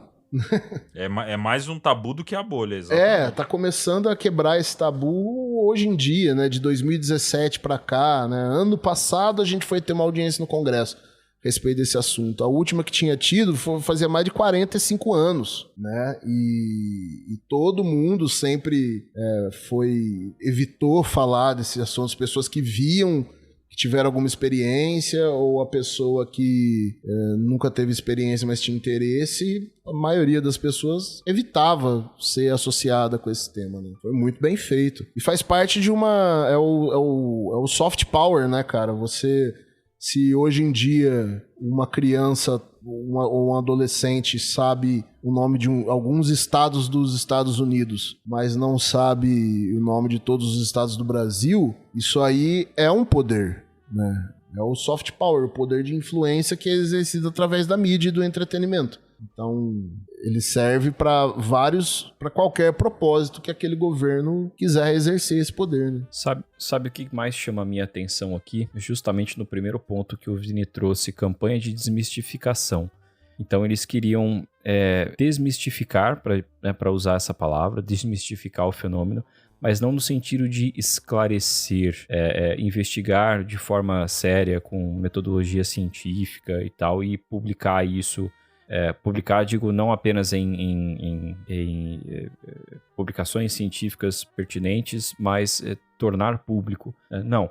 Queriam literalmente que isso acontecesse para que o público não se interessasse mais por esse tipo de coisa. Eles escreveram isso, né, para reduzir o interesse do público. E essa campanha usaria diversas mídias para ridicularizar esse assunto e, por extensão, as pessoas associadas a eles, sejam investigadores, né, os ufólogos, sejam testemunhas. Então, quando um grupo de cientistas, essencialmente, tinha um cara aqui que era oficial da CIA, o outro não sei o que, mas essencialmente é um grupo de cientistas, se reúne e chega à conclusão de que eles precisam ridicularizar certo tema de forma séria. Não é tipo as piadas que eu faço sobre tirar sarro de signo e terraplanista. Não, isso aqui é um documento encaminhado para a CIA que dizia que deveria existir uma campanha organizada. Estratégia, né? Uma campanha organizada para que a opinião pública a respeito de certo tema fosse majoritariamente uma só e fosse hostil a esse tema, né? Fosse ridicularizado. Então, o cientista, entendeu? Ele é o cara que deveria tá pensando na educação desse povo, não na ridicularização desse assunto. Assim, olha, a gente quer que as pessoas compreendam os fenômenos atmosféricos, compreendam algumas coisas de aviação, para que não façam mais essas confusões. Isso eu super entenderia e concordaria. Agora, dizer realmente que esse tópico e essas pessoas deveriam ser ridicularizadas, é aí que a gente tem, então, o Vini fez a pergunta se eles foram bem-sucedidos ou não. Cara, isso aqui é um ponto de virada para a campanha de ridicularização do assunto, que de fato aconteceu. Então, foi intencional isso daqui. A impressão... Então, quando você estava falando isso, cara, o que me veio à cabeça é que a gente falou que o painel foi organizado pela CIA, né? Foi convocado pela CIA no início do episódio. A impressão que me dá mais é que não é que ele foi convocado pela CIA, ele foi encomendado pela CIA. Que o jogo já estava jogado. Talvez já era pra chegar, já era pra dar essa conclusão. Que é mais ou menos o que o Blue Book foi também, né? O Blue Book era um painel, era um programa de investigação, tal, eles iam investigar, mas já tava implícito que assim, olha, você tem que ir pro Hynek, né? Você tem que encontrar explicações mundanas, independente do que você esteja vendo aí. Encontre uma explicação. A impressão que me dá é que era um painel meio que comprado, já encomendado. Olha, vocês têm que fazer isso aqui. Porque, e outra, cara, outra coisa que me vem à cabeça nesse trecho da desmistificação é que é o seguinte, se não fosse nada importante, se não fosse nada, se fosse bobagem, a CIA ia fazer esforço para ridicularizar e desmistificar e fazer a sociedade perder interesse no assunto? Se fosse uma coisa ridícula por natureza, se fosse nada demais, isso aconteceria sozinho, talvez. Então, o fato deles recomendarem esse esforço da CIA, esse esforço pro governo, já me deixa um pouco com a pulga atrás da orelha. Opa, provavelmente tinha coisa aí que talvez os caras realmente não sabiam como explicar, mas eles tinham uma missão. Isso deixa claro que, independente da natureza do fenômeno, Sim. ele continuaria acontecendo. Exato. Então, por isso, a gente precisa ridicularizar isso, porque vai continuar acontecendo. É uma coisa que a gente não tem como controlar de forma alguma. Então, pelo menos, quando acontecer e algo desse tipo se tornar público, então que seja ridículo, que seja descreditado, que seja coisa de maluco. Foi uma estratégia muito bem feita, cara. A gente tá vivendo isso até hoje. Até hoje. Basta ver se qualquer post nosso do Instagram, a gente coloca lá, vai ter gente comentando, ridicularizando o assunto. Eu fiz uma conta aqui, o Blue Book durou 17 anos e teria analisado 19 mil casos, né? Isso daria mais ou menos 1.117 casos por ano que o Blue Book analisou. Então, 1.117 casos. Eles analisaram casos do Blue Book. Acho que quando eles foram analisar e digamos que teriam mais ou menos 1.117 casos, eles pensaram, acho que isso aqui não vai parar agora, né? Puxando disso que vocês estavam falando, a gente tem os impactos dessa campanha, né, de todo esse processo. E foi exatamente tudo isso que a gente comentou aí, né? Então o relatório ele teve um impacto significativo na abordagem do governo dos Estados Unidos em relação aos OVNIs. Suas recomendações ajudaram a moldar a política oficial, que passou a tratar os relatos de OVNIs com ceticismo e a desestimular o interesse do público no fenômeno. E aí as conclusões do painel também influenciaram diretamente o funcionamento do projeto Blue Book. Embora este continuasse até 1969, o relatório do Robertson Pennell efetivamente reduziu a importância do projeto, relegando a catalogação de avistamentos sem investigações aprofundadas. Isso levou à crítica da comunidade de ufólogos, que acusaram o governo de encobrir informações sobre OVNIs. Então foi bem isso que a gente falou, né? Tipo, o painel, ele foi praticamente o estopim pra gente ver o Blue Book se tornar o que se tornou. E aí, com a consequência desse painel, que acabou sendo muito bem sucedido, já na década de 60 a gente tem os ufólogos começando esse papo de que os Estados Unidos, na verdade, está começando a encobrir coisas. Então a gente começa já a ver isso lá na década de 60 ainda.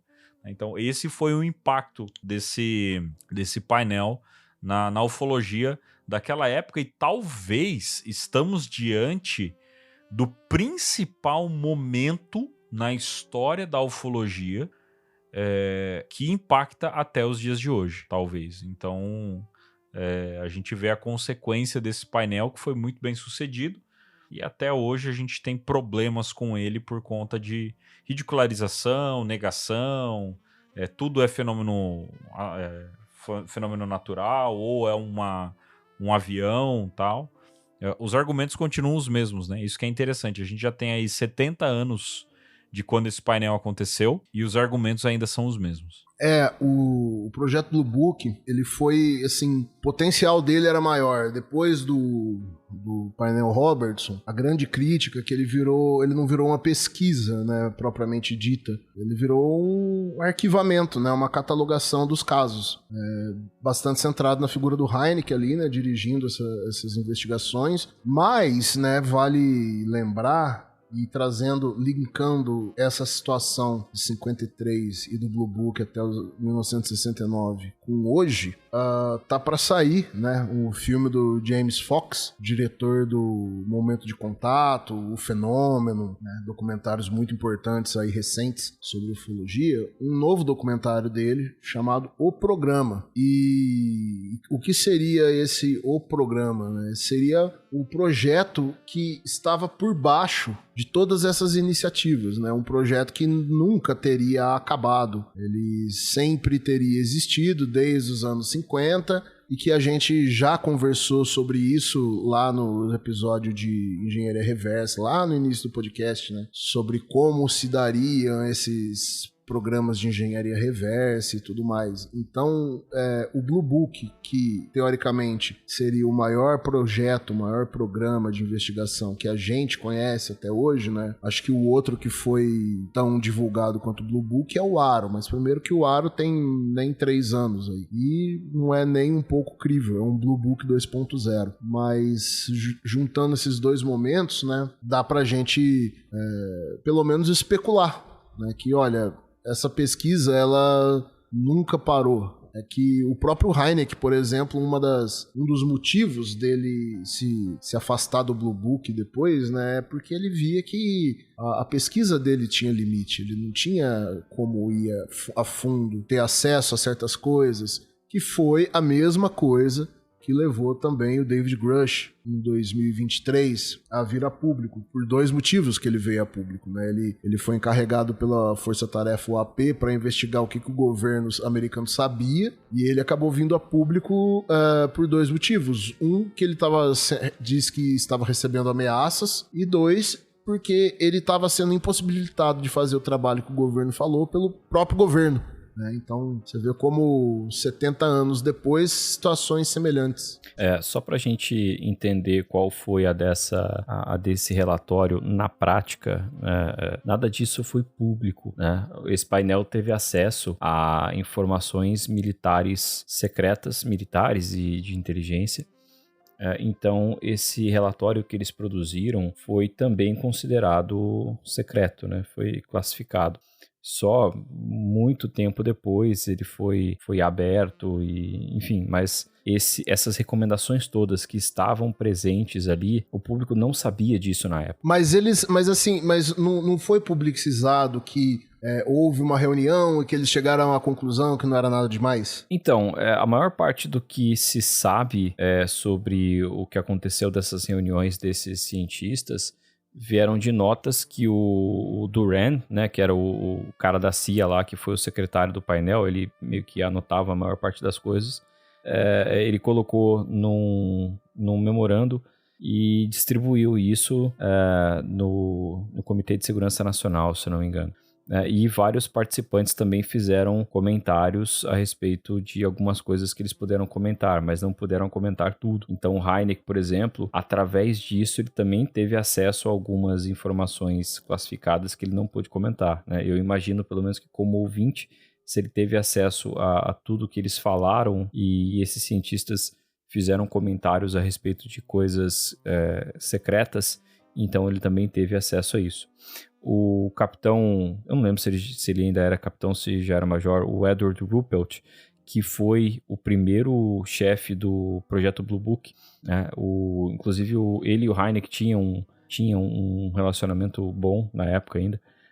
Ele foi a pessoa que falou publicamente sobre esse painel de forma aberta pela primeira vez, num livro que ele publicou em 56, que era justamente um livro sobre OVNIs, né? Já que ele era o diretor, tinha sido o diretor do Blue Book, então ele era um cara que as pessoas achavam que sabia muito e tal, então ele se sentiu motivado a escrever esse livro, e lá ele colocou o Robert Salpano, mas ele não mencionou o nome de nenhum cientista ali. Então essas coisas foram tornadas públicas também aos poucos, entendeu? O Contato Store, camisetas exclusivas do seu podcast favorito. Conheça nossa loja e garanta já a sua. reserva.inc/O Contato Store.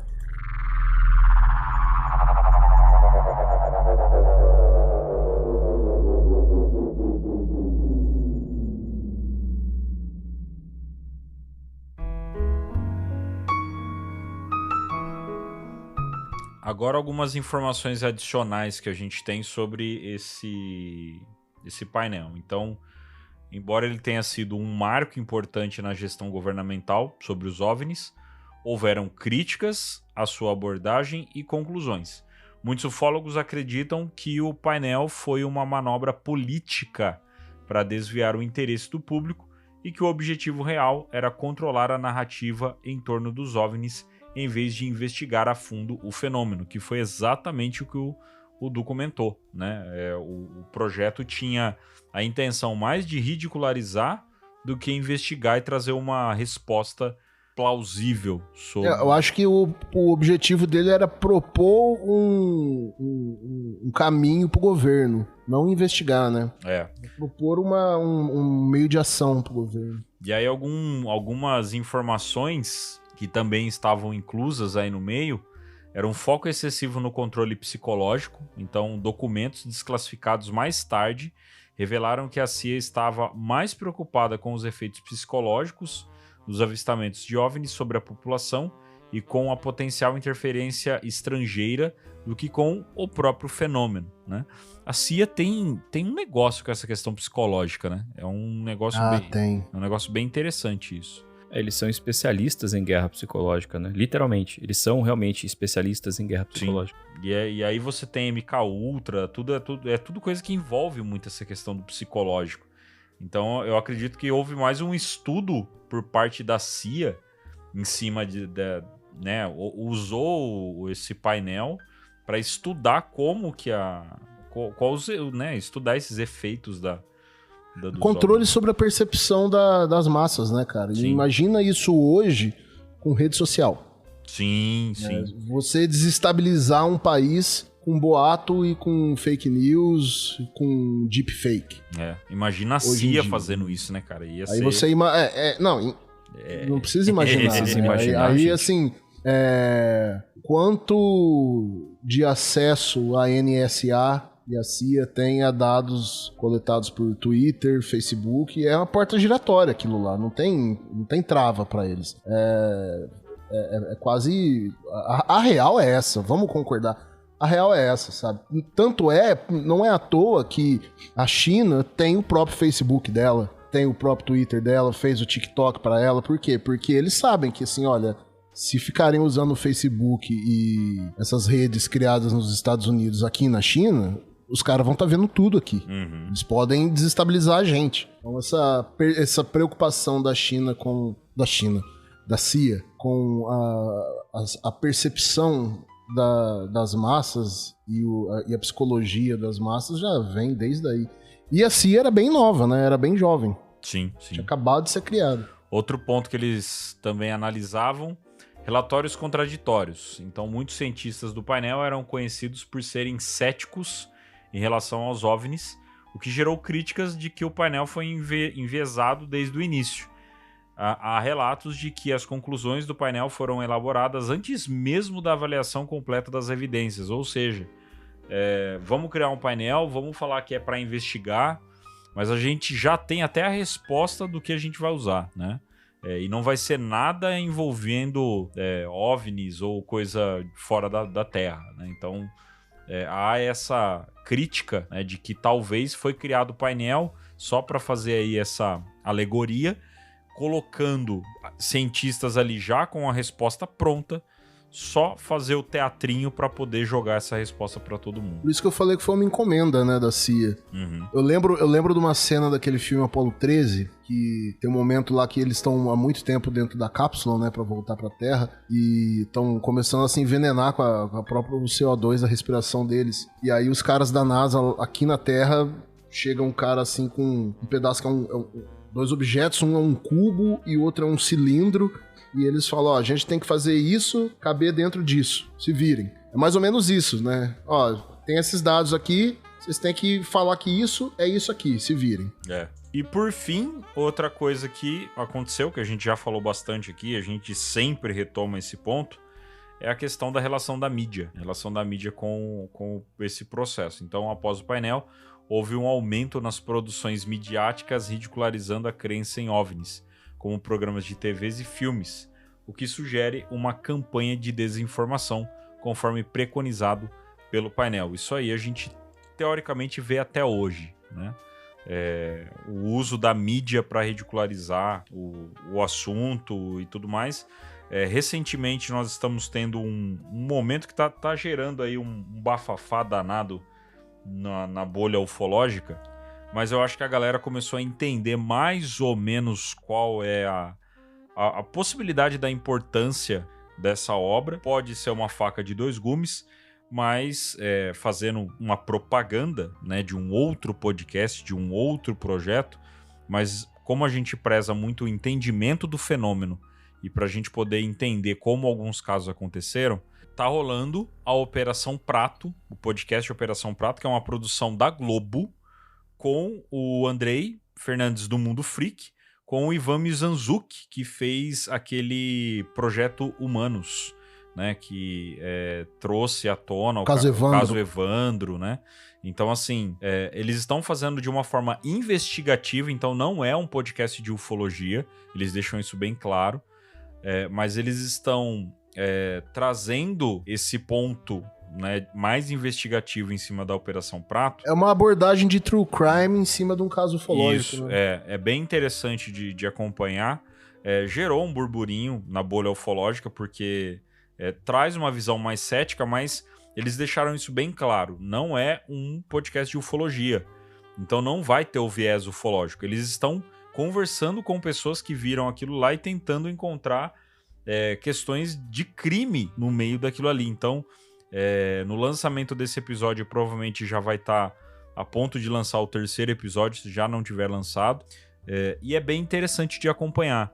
Qual a importância disso? É a mídia entrando nessa jogada mais uma vez, e aí a gente não sabe o que pode acontecer. Pode ser que no final do podcast a opinião nossa mude. Mas isso pode alavancar o assunto, como pode ridicularizar ele ainda mais, né? Lembra que recentemente a gente fez um episódio lá sobre os arquivos liberados da FAB. Exato. E a gente fez esse episódio porque o tema era muito legal, mas também porque começou a sair muita notícia em tudo que é jornal, né? Em tudo que é portal. Sim. Falando sobre isso. E esses últimos 2 meses, pelo menos aí, agosto, setembro e tal, saiu muita notícia relacionada a esse tema, né? Avistamentos, documentos liberados, coisas nos Estados Unidos. O próprio livro do Elizondo, saiu notícia aqui no Brasil sobre o livro dele, na mídia tradicional. Então, assim, pode ser impressão minha, não sei se eu tô tendo uma opinião enviesada, mas eu tô vendo pelo menos um pouco menos de, sabe, um pouco mais de seriedade, um pouco mais de neutralidade, assim, nas notícias que estão sendo apresentadas. Mas, claro, quando sai notícia em jornal, em mídia tradicional aqui no Brasil, é sempre sobre essas questões que envolvem militares ou governos, né? Você não...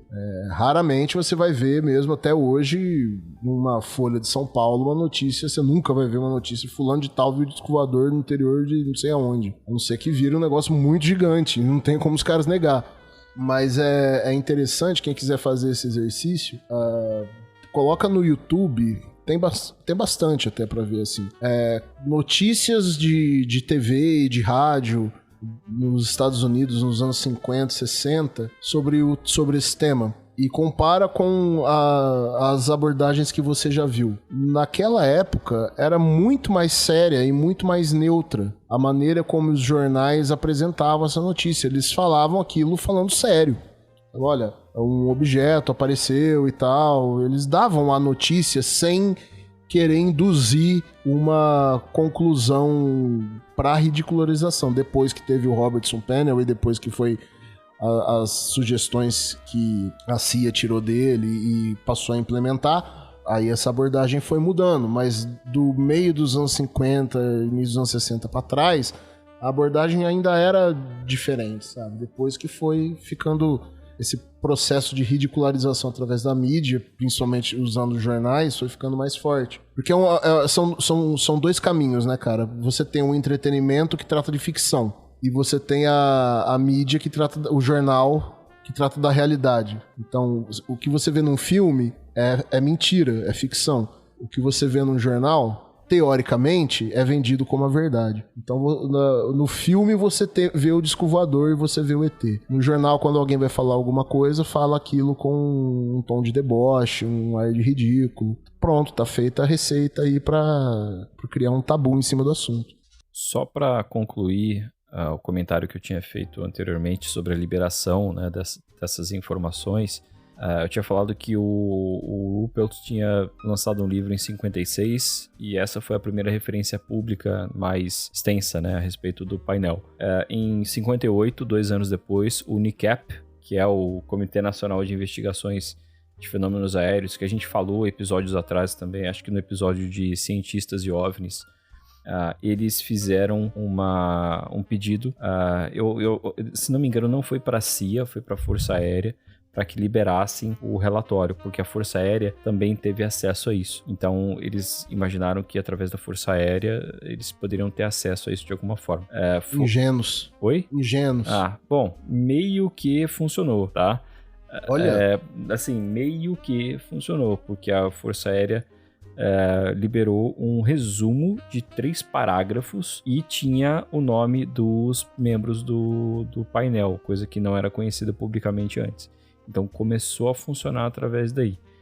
Uma versão quase completa do relatório foi publicada em 1966, então na década seguinte, sabe? A gente tá falando aí de vários anos depois. Então foi a partir do meio dos anos 60, muito tempo depois, e justamente em 66, no meio dos anos 60 ali, que o Hynek já tinha rusgas públicas com o projeto Blue Book, e aí isso aparece. Então aí sim ele tinha embasamento para poder discordar do Blue Book de forma mais enfática. Então é como que se tudo quando você entende o histórico do painel Robertson e de como as informações a respeito dele foram divulgadas, o histórico dos outros programas de pesquisa ufológica dos militares, eles passam a fazer um pouco mais de sentido. Até porque o projeto Blue Book, considerando que o Hynek era o consultor científico e, entre aspas, o garoto propaganda do aspecto científico do projeto, ele tem problemas abertos, assim, né? Coisas que todo mundo sabe. Faz críticas na imprensa e tal ao projeto. É claro que esse projeto não pode se manter por muito tempo. Então ele foi encerrado 3 anos depois. Isso num total de 17 anos. Aí, assim, levou bastante tempo e o NICAP conseguiu partes do relatório, trechos, informações e tal. Mas será que essas informações não foram vazadas também?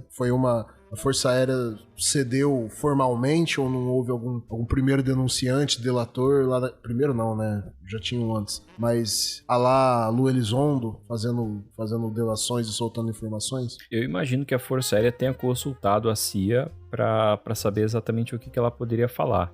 O painel Robertson não era um segredo em si, né? Se sabia que estava acontecendo, mas não sabiam quem exatamente fazia parte dele e o que eles fizeram, quais foram as conclusões, enfim. Mas, então, talvez dar algumas informações, inclusive informações que já eram públicas, né, que estavam presentes nesse resumo que foi liberado pela Força Aérea, foi mais ali pra, tipo, dá esse osso aí pro cachorro morder e deixa ele quieto. Eu acho que foi mais Mas você entende que assim, no lugar da CIA, e não falando especificamente desse tema ufológico, mas qualquer tema, assim, alguma coisa que a CIA tem um segredo e que as pessoas queiram saber. Lembrando que a CIA é central de inteligência, né? Então, eles lidam com estratégia, né?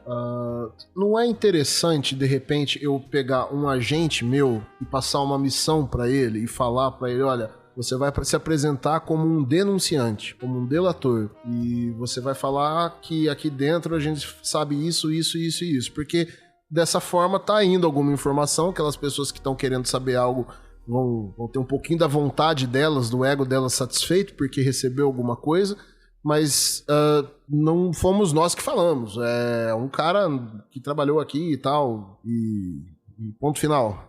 É uma estratégia interessante para eles também, que eles já usaram em outras situações. Né? Sim. A própria questão do MK Ultra, primeiras denúncias que começaram a aparecer sobre o MK Ultra, apareceram algumas denúncias de pessoas que tinham sido vítimas, né? A palavra certa para utilizar sobre pessoa que passou pelo MK Ultra é vítima. Começaram a fazer denúncias e as primeiras respostas que foram dadas a respeito do MK Ultra não foram oficialmente pela CIA, mas foram de agentes da CIA que se apresentavam como delatores e que diziam que não concordavam com aquilo, aquilo era vergonhoso e tal, só que na verdade a CIA estava mandando os caras irem lá e falar isso. Assim...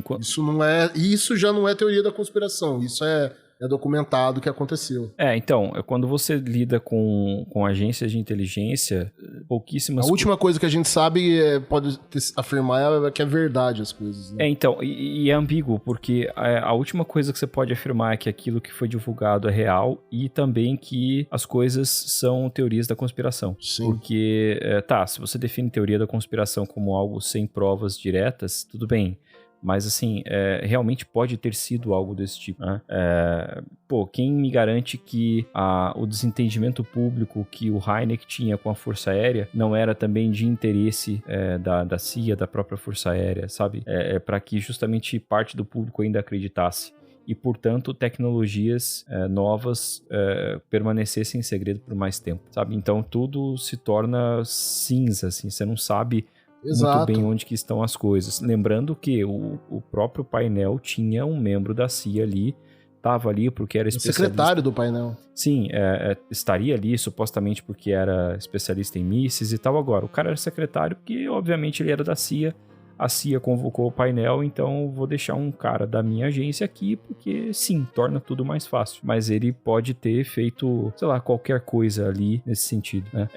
Cara, esse terreno da incerteza aí, onde não dá pra você dizer que o negócio é real, nem dá pra dizer que é mentira, é o terreno perfeito pra uma agência de espionagem, né, sim. Cara? Seja CIA, ou seja KGB... Eles atuam nas sombras, né, cara? Então, o ideal pra eles é que não haja nada muito bem definido, é que paire sempre a dúvida, seja qual for o assunto. Enquanto tem dúvida, enquanto um assunto é duvidoso, tá em aberto, você pode jogar dentro dele, você pode ir pra um lado, você pode ir pro outro, você pode manipular e tal. Depois que as coisas, quanto mais definidas as coisas vão ficando, menor fica a amplitude de ação dessas agências, né? Elas têm que rebolar um pouco mais aí pra fazer as coisas que elas fazem. E pra você ver como realmente o painel, o conteúdo, né? O conteúdo do relatório, ele realmente foi um segredo. Depois que ele aconteceu, a CIA, ela tinha a intenção de escrever uma diretiva de segurança nacional a respeito dos OVNIs, e esse seria um dos primeiros motivos pelos quais o painel foi convocado.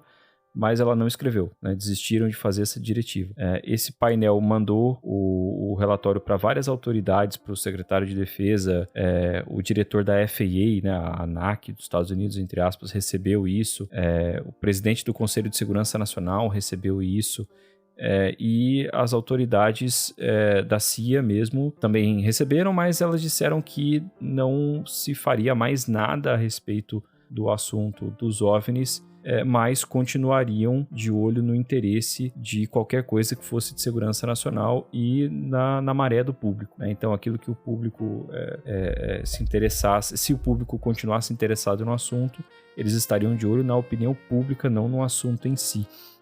O próprio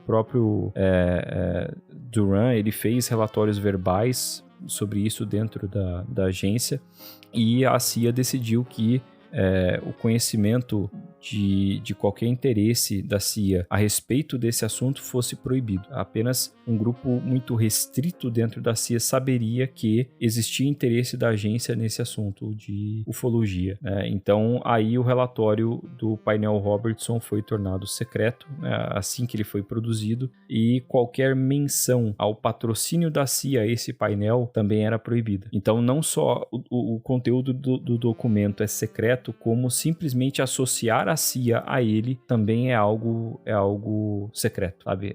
Por mais que cientistas tenham se reunido para discutir o assunto e eu tenha convocado, se vazar a informação de que esses cientistas se reuniram para falar disso, pelo menos que não vaze o meu convite, a minha convocação. Então era um assunto muito delicado, e especialmente quando você lê as conclusões e o que eles recomendaram que fosse feito. Então utilizar a mídia, ridicularizar o assunto e tal, realmente a CIA se esconder disso faz muito sentido. E o negócio fica muito interessante ainda, cara, porque a gente tem aí todo esse protocolo de desmistificação do assunto, mas ao mesmo tempo tem umas coisas que é difícil entender, assim, se é uma bola fora dos caras ou se a estrutura de governo talvez seja tão grande que isso tenha passado despercebido deles. Dos anos 80 até os anos 90, então mais ou menos aí por 20 anos, existia na grande maioria das centrais de corpo de bombeiro dos Estados Unidos, era distribuído geralmente por comandante dessa central um guia para os oficiais bombeiros para controle de desastre. Era um livro, né, de 2 autores. Um deles era um PhD, William Kramer, e um outro acadêmico também, o Charles Bum. E eles já escreviam manuais de segurança para bombeiros desde os anos 70. E esse livro era basicamente para orientar os chefes dos corpos de bombeiros locais como agir em casos de desastres, né, grandes desastres. E lá nessa edição que começa ali nos anos 80, teve 2 edições, foi até os anos 90, tem um capítulo que é sobre UFOs, e chama A Ameaça UFO. E esse capítulo, ele é até grandinho, assim, tem umas 30 e poucas páginas, né?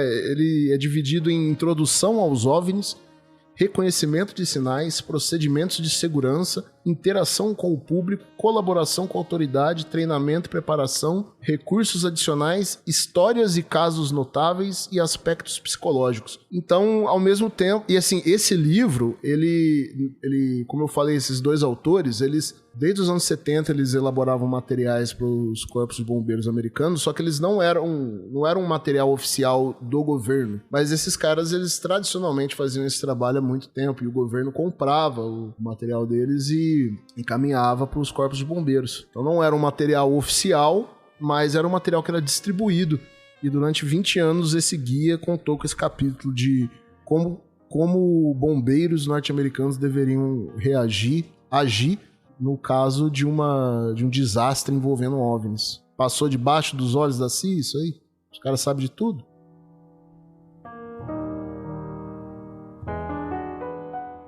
E o podcast O Contato também tem os seus apoios. Procure no YouTube CIPEX, Caminhos do Insólito, e conheça o belo trabalho do nosso professor e amigo Carlos Alberto Machado. E também procure no YouTube Portal Fenômeno e acompanhe o grande trabalho do pesquisador e amigo Jackson Camargo.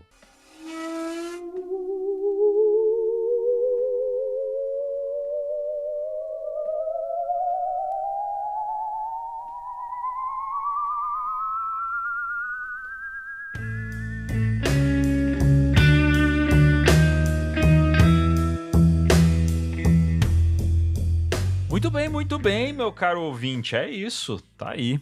Um pouco sobre o painel Robertson para vocês. E esse foi o legado dele, né? Todo esse bate-papo agora no final foi o legado que ele deixou pra gente até os dias de hoje. Nós vemos a consequência desse painel dentro da ufologia. Meus caros Eduardo Oliveira e Gustavo Cornacchioni, eu quero agradecer mais uma vez aí a parceria de vocês, como sempre, impecáveis nos comentários, né? Vocês sempre trazendo aí informações contundentes e bem informativas, informações informativas para nos manter informados. Muito boas, muito bom, muito bom. Eu gostaria da consideração final de vocês. Se você fala sobre OVNIs na mesa de jantar e aquele seu tio ou sua tia ri da sua cara, a culpa disso vem lá de 1953. Ó. Faz total sentido. Agora você sabe o motivo. Só para lembrar o ouvinte, se você procurar esse documento no Google, você acha, tá? Então tudo isso que a gente comentou aqui tá lá, tá? Literalmente está tudo lá hoje. Muito bem. E eu quero agradecer você, caro ouvinte, mais uma vez. 50 episódios. Muito obrigado você que nos acompanhou até aqui nesses 50 episódios. Estamos trabalhando para que esses 50 se tornem 100 e depois 150, depois 200, enfim. Né? Estamos trabalhando para isso. Muito obrigado pela sua logarítmica. Escala logarítmica. Como diria nosso cara Eduardo Oliveira.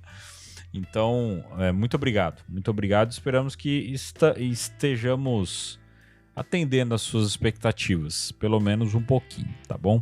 E fique com a gente que sua presença, sua audiência é sempre muito bem-vinda e muito apreciada por todos nós. Muito obrigado de verdade. Passamos aí, né, já dos 200 mil plays no Spotify, estamos chegando nos 3.500 seguidores no Spotify. O Instagram já está quase chegando, se já não chegou, nos 6.000 seguidores também. Enfim, passinhos de formiga, mas estamos crescendo cada vez mais, graças... Estamos esperando vocês lá no Apoia-se. Isso aí. Grupo. Esperando o pessoal chegar. Opa, com chegar certeza. No Apoia-se, né? Lembrando de camiseta e tudo mais. E a ideia é que com pesquisa, nosso bate-papo, agora a gente podendo retomar o projeto, outros planos venham e logo mais a gente traz algumas novidades para vocês. Muito obrigado pela sua companhia, pela sua parceria em mais esse episódio. Nos encontramos na semana que vem em mais uma edição do O Contato Podcast.